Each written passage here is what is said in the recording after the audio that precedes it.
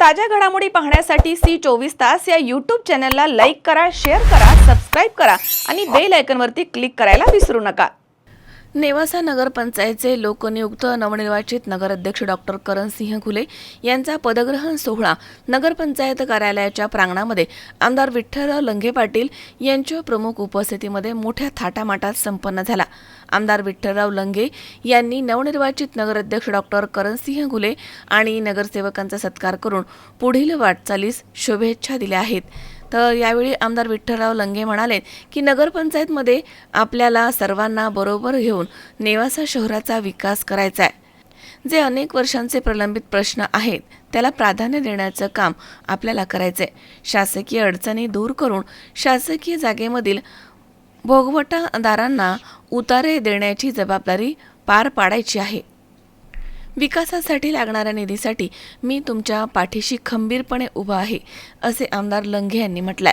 तर नगराध्यक्ष डॉक्टर करणसिंह घुले यांचा पदग्रहण सोहळा पार पडल्यानंतर डॉक्टर घुले यांच्या नव्या दालनाचं उद्घाटन त्यांना शाळेमध्ये ज्ञानार्जन करणाऱ्या गुरुजनांच्या हस्ते फीत कापून करण्यात आलं। हा मनाचा मोठेपणा डॉक्टर घुले यांनी दाखवून दिल्यामुळे नेवासेकरांमधनं डॉक्टर घुले यांचं कौतुक केलं जात आहे। नगराध्यक्ष डॉक्टर करणसिंह घुले यावेळी म्हणाले की नेवासा शहराचा सर्वांगीण विकास साध्य करण्यासाठी सर्वांना बरोबर घेऊन शहरासाठी अपेक्षित असणारी सर्व विकास कामं आणि नागरिकांच्या हिताचे चांगले काम करण्याला माझं नेहमीच प्राधान्य असणार आहे।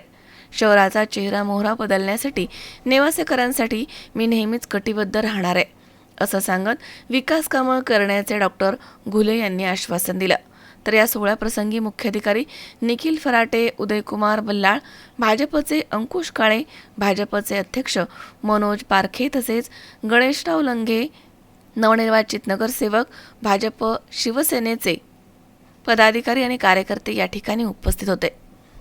सर्वांना बरोबर घेऊन त्या ठिकाणी नेवासा शहराचा विकास करायचा आहे आणि म्हणून जे मुद्दे अनेक वर्षांचे प्रलंबित आहेत त्याला प्राधान्य देण्याचं काम आपल्याला भविष्य काळामध्ये करायचं। एका भागाचा काय शासकीय अडचणी असतील ते सोपस्कर पूर्ण करून लवकरात लवकर आपल्याला कसे उतारे आमच्या या सर्व नागरिकांना देता येतील त्याच्या बाबतीत खऱ्या अर्थाने एक मोठी जबाबदारी आपल्याला पार पाडायची आहे।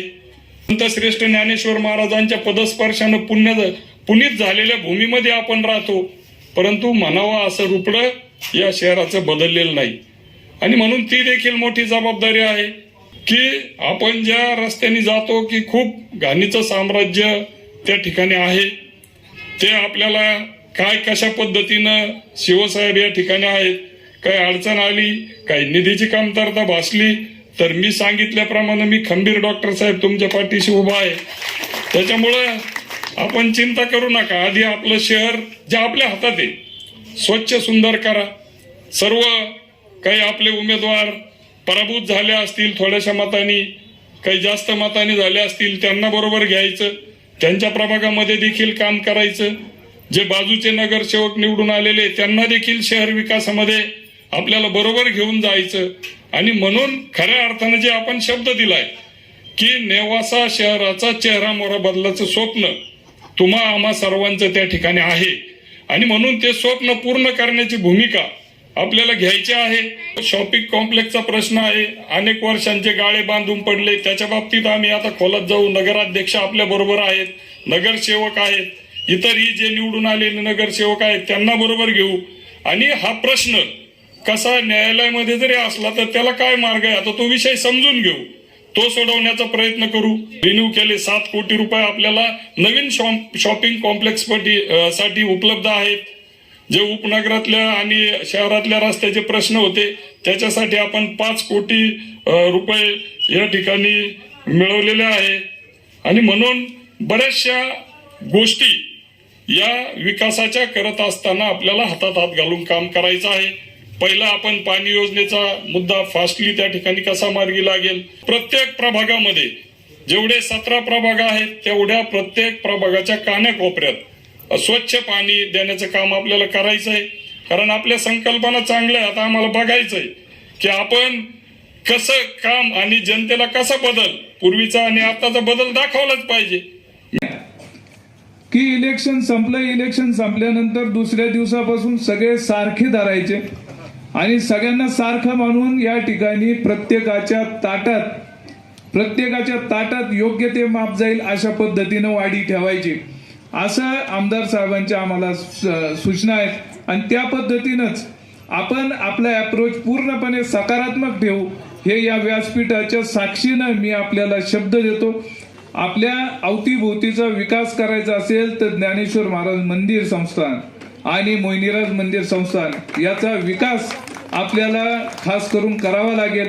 आपली जी यात्रा असते मोहिनीराजाची ग्रामदैवताची यात्रा, ही यात्रा तालुक्याचा महोत्सव म्हणून कशी होईल याचा आपण प्रयत्न करूया. कसोशीनं हे प्रयत्न झाले आणि त्यानंतर नेवासा बुद्रुक गावात असलेले आपले म्हाळसेचं माहेर असेल किंवा त्या ठिकाणी विश्वेश्वरनाथ बाबा असतील, या सर्व मंदिरांचा एक कॉरिडॉर करून हा देवगड संस्थांशी जोडून आपण एक आदर्शवत असं पर्यटन केंद्र या ठिकाणी करण्याच्या दृष्टीनं आम्ही आमदार साहेबांच्या मार्गदर्शनाखाली हे काम करणार आहोत. आता आमच्या जबाबदारीची आम्हाला या ठिकाणी जाणीव आहे आणि या जबाबदारीतूनच आपणा सर्वांना मी आश्वस्त करू इच्छितो की कुठल्याही प्रकारचं शहराच्या विकासाच्या बाबतीतलं राजकारण न करता एक विषय घेतला होता की सरकारी जागेवरची रहिवासी अतिक्रमणं ही नियमानुकूल करायची आहेत आणि आपली जी शास्ती आपल्यावर लागलेली आहे ही शास्ती 100% रद्द करण्याच्या दृष्टीनं आम्ही त्या ठिकाणी प्रयत्नशील आहोत, प्रयत्न करणार आहोत. आपल्याला विशेष करून सांगतो, ज्या दिवशी महेश अण्णांच्या नेतृत्वाखाली आम्ही गटनोंदणी केली, आदरणीय महेशजी लोखंडे साहेब हे जेव्हा गटनेते झाले तेव्हा पहिलं पत्र आपण या दोन्ही विषयांचं दिलं. याचं स्मरणपत्र आपण दिलं की शासकीय जागेवरचे उतारे जे नियमानुकूल करायचे त्यासाठीचं एक स्मरणपत्र आणि दुसरं शास्ती 100% माफ व्हावी यासाठीचं स्मरणपत्र आपण जिल्हाधिकारी साहेबांना दिलं. अशा पद्धतीनं जबाबदारी घेतल्यानंतर सत्कार समारंभ न करता आपण कामाला प्राधान्य देणारं नेतृत्व आपल्याला या ठिकाणी महेश अण्णांच्या रूपाने देखील लाभलेलं आहे. शंकर नामदेव, C24 तास, नेवासा.